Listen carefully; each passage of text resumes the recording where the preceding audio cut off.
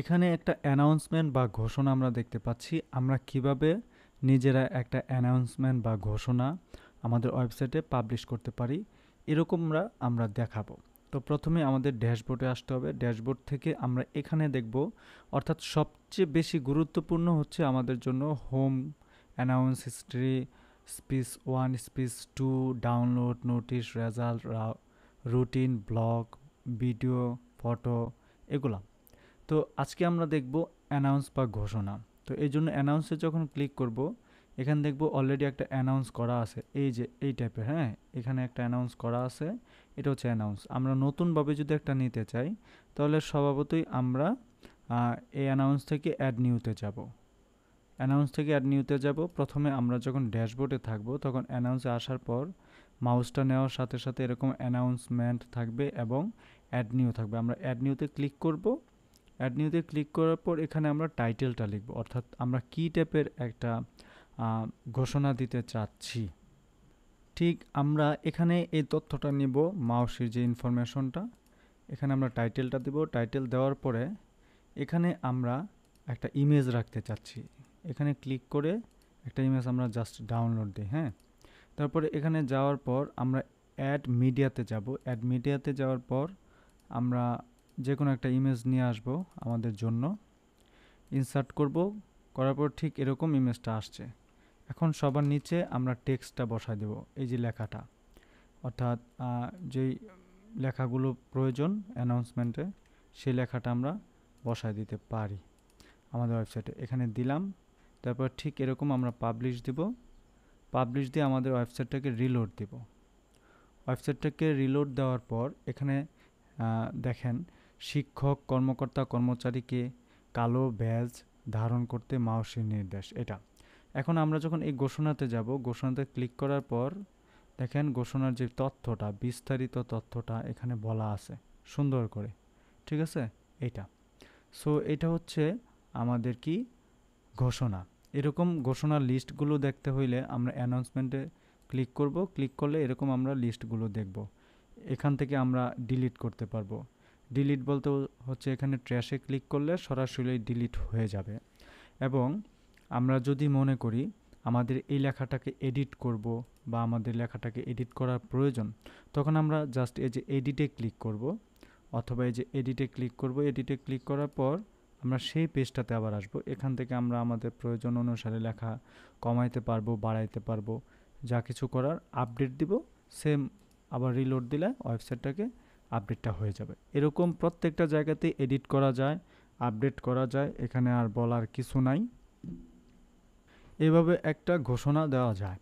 তো পরে যদি আমরা তাকাই, তাহলে আমরা দেখব প্রতিষ্ঠানের ইতিহাসের ব্যাপারটা নিয়ে যদি আমরা একটু দেখি। প্রতিষ্ঠানের ইতিহাস বলতে এখানে হচ্ছে, আমরা যদি এখানে আসি, এই যে দেখব হিস্ট্রি। হিস্ট্রি লিস্টে যদি যাই, অলরেডি একটা হিস্ট্রি, একটা প্রতিষ্ঠানের তো একাধিক হিস্ট্রি থাকার কথা না, একাধিক ইতিহাস থাকার কথা না, তাই না? একটাই ইতিহাস। তো অলরেডি একটা ইতিহাস আমি তৈরি করে রাখছি এখানে যেটা আছে। তো এই ইতিহাসটাকে আমি যেহেতু অলরেডি তৈরি করে ফেলছি, আর দেখানোর প্রয়োজন নাই, কিন্তু এটাকে এডিট করব। কারণ সুনামগঞ্জের জেলার ইনফরমেশন দেওয়া, কিন্তু আমাদের তো হচ্ছে সোনারগাঁ থানা, এখান থেকে আমাদের বিদ্যালয়ের তথ্য দিতে হবে, বিদ্যালয়ে ইমেজ দিতে হবে। ঠিক এরকম আমরা কি করব, হিস্ট্রিতে আসবো। হিস্ট্রি থেকে আসার পরে এডিটে ক্লিক করব। এডিটে ক্লিক করার পর আমরা এখানে দেখতে পাবো যে কিছু লেখা আছে। হ্যাঁ, কিছু লেখা এখানে আছে। এখানে কিছু লেখা থাকার পরে এরকম এই লেখাগুলো আমি এডিট করতে পারি আমরা আমাদের মতো করে, আর এটা চেঞ্জ করতে পারি। ইতিহাস বা প্রতিষ্ঠান ইতিহাস যা দিই তাই, ব্যাপার না। এখানে আমরা বিস্তারিত তথ্যটা লিখতে পারি, অর্থাৎ একটা স্কুলের ব্যাপারে যা যা লেখা লিখব। লেখার পরে আমি জাস্ট আপডেটে ক্লিক করলে ঠিক এই লেখাটা এখানে শো করবে। এবং ইমেজটা হচ্ছে কি, এই যে এখানে একটা ইমেজ, হ্যাঁ, এইখানে হচ্ছে একটা ইমেজ। আমি যদি একেবারে সহজ সরল সিস্টেমে দেখাই, তাহলে একেবারে ইজি ওয়েতে এরকমটা হচ্ছে। আমরা এই যে এখান থেকে রিমুভ করতে পারি, আবার এখান থেকে অ্যাড নিতে পারি। ঠিক এরকম সেট ফিচারে ক্লিক করব। এখান থেকে যে কোনো একটা ইমেজ আমরা নিব, সেট ফিচার ইমেজ এখানে আনলাম। এখানে তথ্যটা দিলাম, মূল তথ্যটা, বিস্তারিত তথ্য এখানে আপডেট দিলাম। আপডেট দেওয়ার পরে আমার সাইটে আমি এটা দেখব, চলে আসবে ঠিক এরকম। তারপরে অধ্যক্ষের বাণী, যদি এখানে সভাপতির বাণী দিতে চাই ঠিক এরকম, লাইক স্পিচ ওয়ানটা হচ্ছে অধ্যক্ষের বাণী এবং স্পিচ টুটা হচ্ছে উপদক্ষ উপাধ্যক্ষ বা যাই বলি আমরা, বা অ্যাসিস্ট্যান্ট প্রধান শিক্ষক, অথবা আমরা এখানে দিতে পারি সভাপতির বাণী, যে কোনো একটা, কোনো ব্যাপার না। আমরা এখানে স্পিচ ওয়ানে যদি ক্লিক করি, স্পিচ ওয়ানে ক্লিক করলে দেখতে পাবো অলরেডি স্পিচ ওয়ান একটা তৈরি করা আছে। ওকে, সো অধ্যক্ষ তো একটাই থাকে একটা স্কুলের মধ্যে, এবং তার যেই ইনফরমেশনগুলা উনি তো একটাই বানিয়ে দেয়, তাই না? তো এটা হচ্ছে অধ্যক্ষের বাণী। এটাকে আমি এডিট করতে পারবো।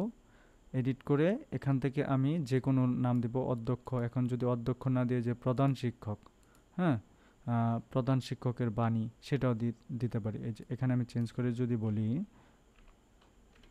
প্রধান শিক্ষকের বাণী, প্রধান শিক্ষকের বাণী, আপডেট দিলাম। আপডেট দেওয়ার পর রিলোড দেই, আমি দেখব এখানে প্রধান শিক্ষকের বাণী চলে আসছে। এখান থেকে ইমেজটা চেঞ্জ করে আমি অন্য একটা ইমেজ নিতে পারি। এখান থেকে আমি অন্য কোনো ইমেজ নিতে পারি। সাপোজ আমি যদি অন্য কোনো ইমেজ দেখাই, এই ইমেজটা আমি নিলাম, নেওয়ার পরে এই ইমেজটা দিলাম সেট ইমেজ, আপডেট দিলাম। আপডেট দেওয়ার পর দেখব প্রধান শিক্ষকের বাণী চেঞ্জ হয়ে গেছে। বিষয়টা এরকম, কিন্তু আমরা সবসময় চেষ্টা করব ইমেজটার যেন একটা মানে মোটামুটি একটা অ্যাকুরেট সাইজ নেই, লাইক এই টাইপের সাইজ নেই, এই টাইপের। কারণ আমার ইমেজটা কিন্তু খুব সুন্দর লাগছে না, আমার কপালটা বা মাথাটা দেখা যাচ্ছে না, কিন্তু এখানে কিন্তু সুন্দর লাগতেছে। তো এই সাইজগুলো আমাদের নেওয়াটাই উত্তম। সো এটা করা যায়। এখানে প্রধান শিক্ষকের বাণী আছে। সো এই প্রধান শিক্ষকের বাণীটাকে আমরা যত কিছুই লিখি, এখানে যত লেখাই লিখি, ধরেন এই লেখাগুলো আমি দিলাম, এই লেখাগুলো দিলাম, সবগুলো তো লেখা দিলাম, ঠিক আছে। এখন এটাতে আমি গেলাম, প্রধান শিক্ষকের বাণী আছে। আমি যখন বিস্তারিততে ক্লিক করব, তখন এই পেজটাই আমার সামনে সুন্দর করে শো করবে একজন প্রধান শিক্ষক কী ধরনের বাণী দিয়েছেন, বা ছেলে মেয়েদেরকে কী উপদেশ দিয়েছেন, এটাই লাইক একেবারে এইটাই সভাপতির বাণী। যদি আমি দেখাই, সেম স্পিচ টুতে যদি যাই, স্পিচ টুতে যাওয়ার পর এডিট করলাম আমি, এটা যদি দিয়ে